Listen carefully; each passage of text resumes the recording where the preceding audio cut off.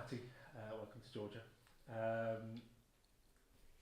What are you expecting from Belarus this game? Well, I'm expecting a robust, a physical, a resilient, hard-working team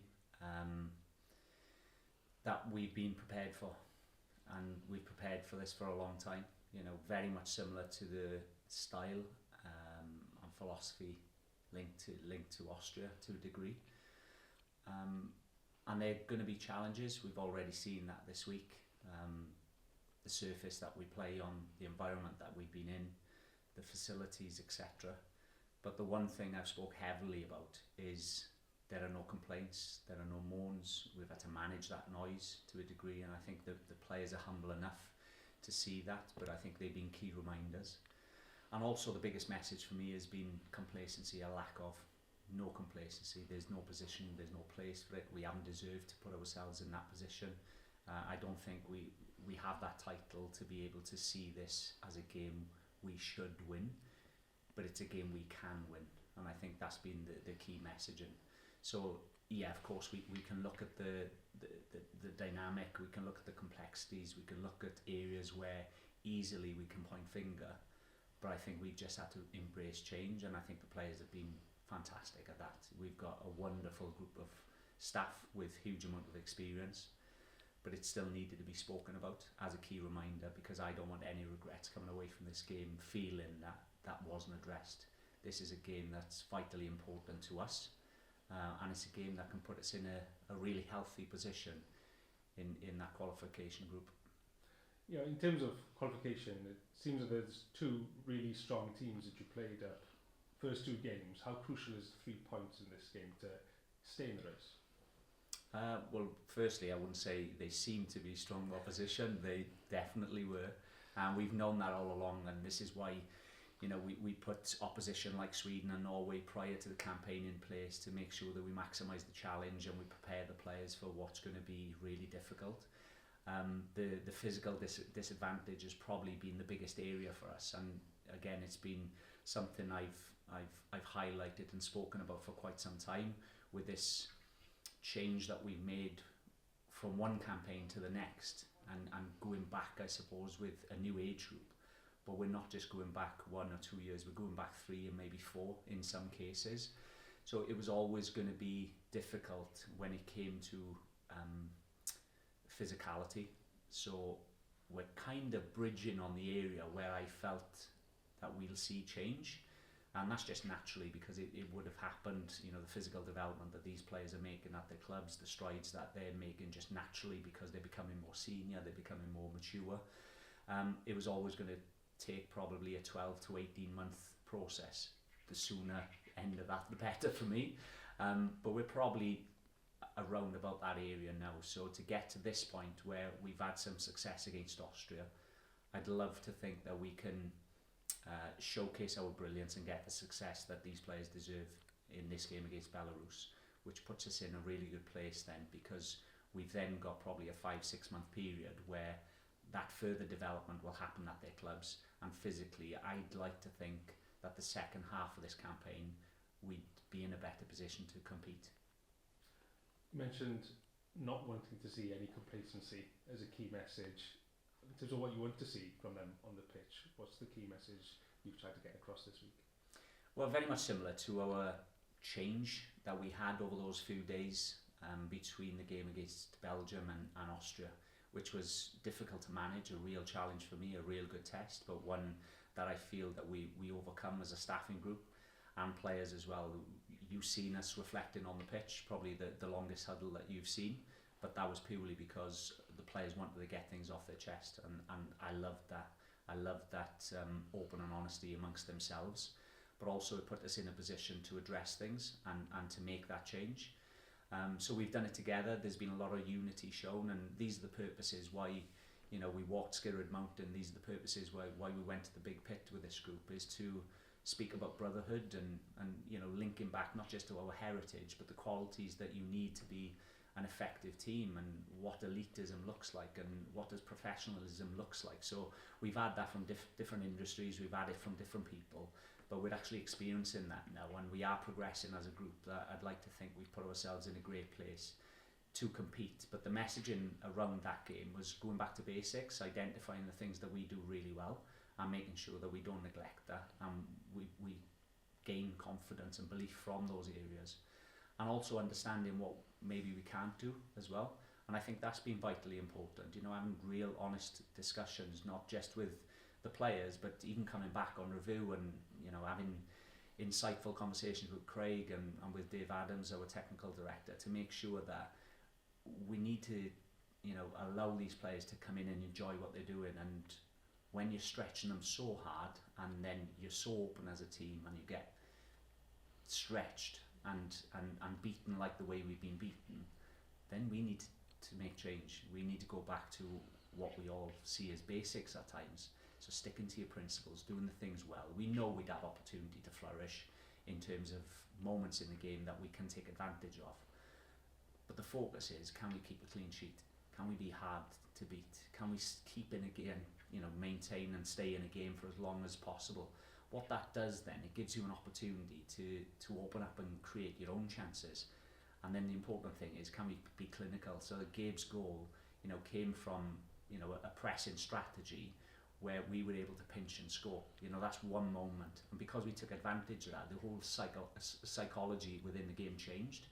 And we had to fight really hard in the second half to be able to deserve the second goal, again from a transitional moment from our mid-block to then to counter away into that space to effectively score. So these are the things that we kind of focused on to make sure that we give the players what they deserve. And sometimes, you know, when you put them through so much suffering and pain, and we've got to consolidate the learning as well, we've got to consolidate their emotions at times. And the way that looks is, can we get success on the pitch? Win at all costs. We just need to win. Doesn't matter how it looks, we just need to win, to then reinstate that confidence and belief into the players. And then we can challenge them with different areas and different challenges further down the line. So we find ourselves in a position now where the challenge is going to be a physical test. The challenge is there's been difficulties in travel, there's been difficulties in terms of what we faced this week, but we're humble enough to overcome that. Hopefully all the experiences we've had as a group has put us in this place that we can come away from Georgia with a result that we need. I'd like to think that the players have deserved through their hard work and dedication throughout this campaign, and one that, like I keep saying, will put us in a much better place come the new calendar year. All questions from me. Going back to the Austria win, obviously players have had a taste for that now in terms of the first away victory of the campaign. Has that been spoken about amongst the boys this week, about trying to regenerate that now against Belarus? Yeah, listen, I think the excitement around any win, and I mentioned this a couple of times, is you just have to bottle that magic up, capture what happened within those 3 or 4 days of that turnaround. It's not an easy thing, and not many people experience that, to come away from, you know, a 7-0 defeat and turn it into a 2-0 win. But ultimately, it's down to the players. Only they can turn things around, really, based on behaviours and habits and mentality. And that was one thing I couldn't fault. You know, there was a lot of honesty, there was a lot of discussion, there was a lot of reflection, and there was change. And I think that's put us in a really good place now, that because we've had that hurt and we've had that open discussion, you know, that's what helps generate further success. You know, they've had a flavour of it, they've had a taste of it as a group. And apart from those early friendlies that we've had, you know, early parts of this year, ever since then they've been defeats. And as we all know, there's only so much time you can go through defeat before cracks start appearing and fingers start pointing. So we all know that scrutiny has been rife. You know, we're all under the eye, players and staff. But one thing I always say, and we can be proud of, is the way that we go through our due diligence and planning and preparation and execution and delivery on camp. The players I always feel that the players deserve something more, and every manager can speak about that. But the players, yet again this week, they've given us absolutely everything. And as a manager, all you want really come game day, everything then is out of your control, apart from the tactical adaptations and the tweaks to the game. But it's then over to the players, and you just pray, and I'm in a position at the moment where all work is boxed off. I'm just praying that the players get the result that they deserve. A lot's been spoken about the away record compared to the home record. What do you sort of put that down to? And I guess that's when you're going to put the players in that, and give yourselves more confidence again now this week that you play away from home and you got a chance of getting a positive result. Yeah, I think a little bit tongue-in-cheek at times. You know, when you're faced with adversity, sometimes you do come together that much more. Sometimes you don't neglect the areas that potentially you do when things are comfortable. Yeah, I'm listening. I can't really put my finger on that, but it's something we do take pride in, and it's something that I know that the engagement of the players, whether it's home or away, they're fully on board with what we're doing.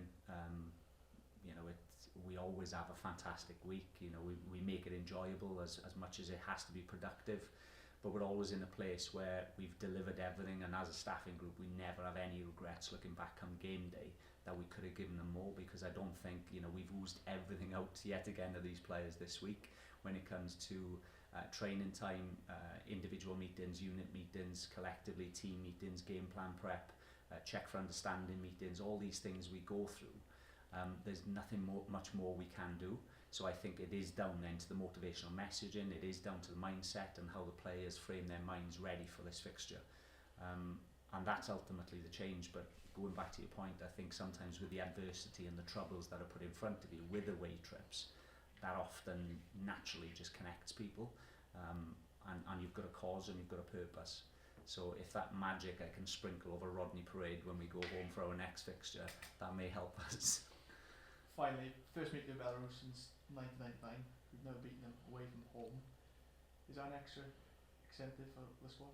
Yeah, well, I'd rather lean on those incentives as opposed to Belarus not qualifying for 15 years, or Belarus being bottom seeds, or Belarus being bottom of this group. You know, we've spoken about that because, like I've said to my staff, we can't deny that fact that these are the things that are out there, these are the things that the players will read and we will read. But ultimately they're a hard-working team, they're a team that have recently beaten Russia, they're a team that have taken points off, you know, top seed teams in this group. So we never underestimate any opponent, and I think everyone knows that as well. You've got to be so respectful to every nation, to every football team you play against. But I do feel that just needed addressing.